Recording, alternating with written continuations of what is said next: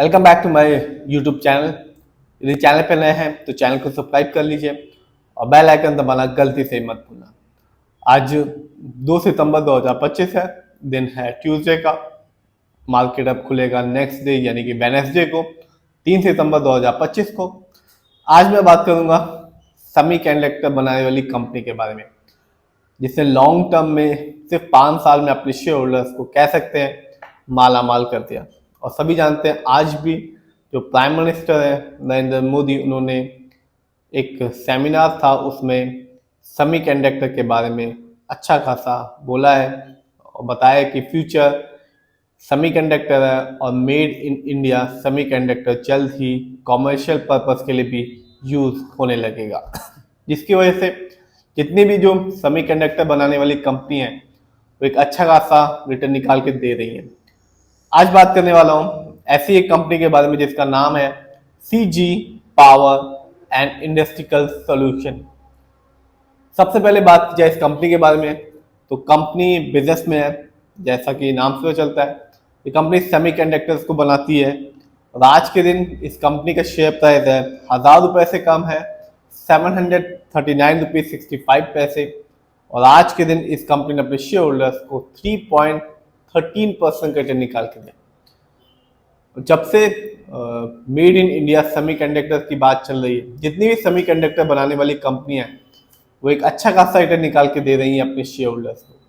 बात की जाए इस कंपनी के 1 साल के रिटर्न की, यानी कि 1 साल की, तो कंपनी ने अपने शेयर होल्डर्स को बहुत ज्यादा रिटर्न तो नहीं दिया लेकिन लॉस भी नहीं दिया। इस कंपनी ने अपने शेयर होल्डर्स को 1 साल में यानी कि 2024 में जब मार्केट डाउन था सिर्फ 5.87% का रिटर्न निकाल के दिया। लेकिन यदि हम लॉन्ग टर्म को देखें, यदि 5 साल को, तो इस कंपनी ने अपने शेयर होल्डर्स को कह सकते हैं एक तरह से माला माल कर दिया। इस कंपनी ने अपने शेयर होल्डर्स को सिर्फ 5 साल में 3554% का रिटर्न निकाल के दिया। यानी कि इस कंपनी का share price CG power and industrial solution का शेयर प्राइस 2020 में सिर्फ और सिर्फ 24 रुपीज 60 पैसे था, जो आज के दिन 739 रुपीज 65 पैसे। तो जिस भी शेयर होल्डर्स ने 5 साल के लिए ही इस कंपनी की शेयर की अच्छी खासी क्वांटिटी खरीदी होगी 24 रुपए 60 पैसे में, उसे आज के दिन एक अच्छा खासा रिटर्न देखने को मिल रहा होगा।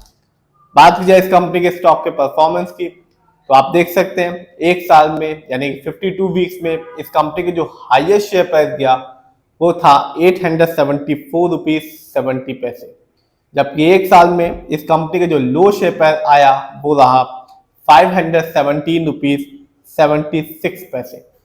जानते हैं इस कंपनी के कुछ इवेंट्स के बारे में, तो इसी साल इस कंपनी ने 21 मार्च 2025 को अपने शेयर होल्डर्स को डिविडेंड भी दिया, हर एक शेयर के बदले में 1 रुपए 30 पैसे का। तो कंपनी ना केवल लॉन्ग टर्म में एक अच्छा रिटर्न भी निकाल के दे रही है, साथ ही साथ अपने शेयर होल्डर्स को डिविडेंड भी दे रही है। और यहाँ पे उन्हीं शेयर होल्डर्स को एक अच्छा खासा डिविडेंड भी देखने को मिलता है जिनके पास किसी भी कंपनी के एक अच्छी खासी शेयर की क्वांटिटी होती है।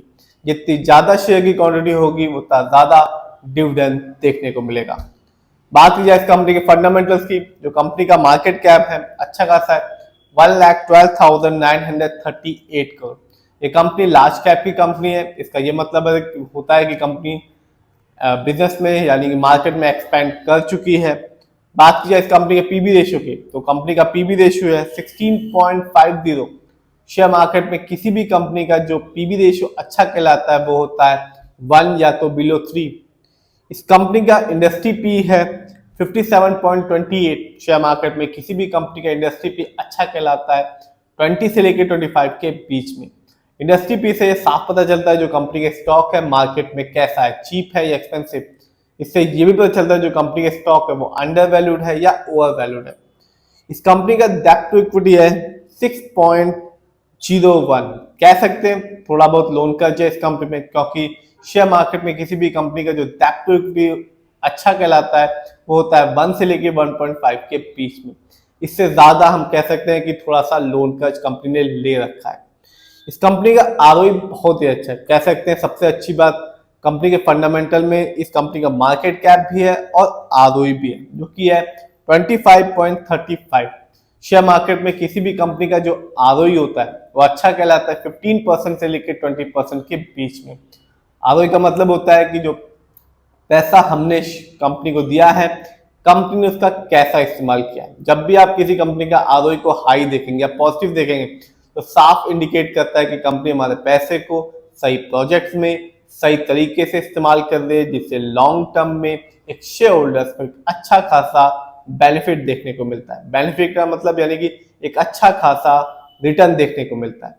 और जब भी आप देखेंगे किसी कंपनी का जो आरओई होता है कम होता है, नेगेटिव होता है, तो साफ बताता है कि कंपनी हमारे पैसे को सही से उपयोग नहीं कर रही, सही से यूटिलाइज नहीं कर रही, जिससे लॉन्ग टर्म में बेनिफिट नहीं होता। इस कंपनी का ईपीएस टीटीएम है 6.37। शेयर मार्केट में किसी भी कंपनी का जो ईपीएस टीटीएम होता है वो अच्छा कहलाता है 80 और से ज्यादा का। Earning per share trailing 12 month का मतलब होता है कंपनी ने लास्ट 12 मंथ में कितनी अर्निंग की है। इस कंपनी का डिविडेंड यील्ड है 0.18%।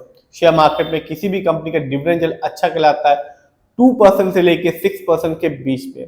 हाई डिविडेंड यील्ड अच्छा होता है जो इंडिकेट करता है एक शेयर होल्डर्स को कि इस कंपनी के स्टॉक को अपने पोर्टफोलियो में ऐड करना चाहिए। जानते हैं इस कंपनी की फाइनेंशियल कंडीशन को। तो यदि हम सबसे पहले देखें रेवेन्यू को, तो जून क्वार्टर में कंपनी ने अभी ही अपने फाइनेंशियल डाटा को डिस्क्लोज किया है, जिसमें बताया कि कंपनी ने जून क्वार्टर में रेवेन्यू के मामले में अर्न किया 2906 करोड़, जबकि 2025 में इस कंपनी का जो ईयरली रेवेन्यू अभी तक है वो है 10,071 करोड़, जबकि 2024 में आप देख सकते हैं इस कंपनी का ईयरली रेवेन्यू था 8,152 करोड़। तो कंपनी ने एक अच्छा खासा 2024 की तुलना में 2025 में एक अच्छा खासा रेवेन्यू जनरेट किया।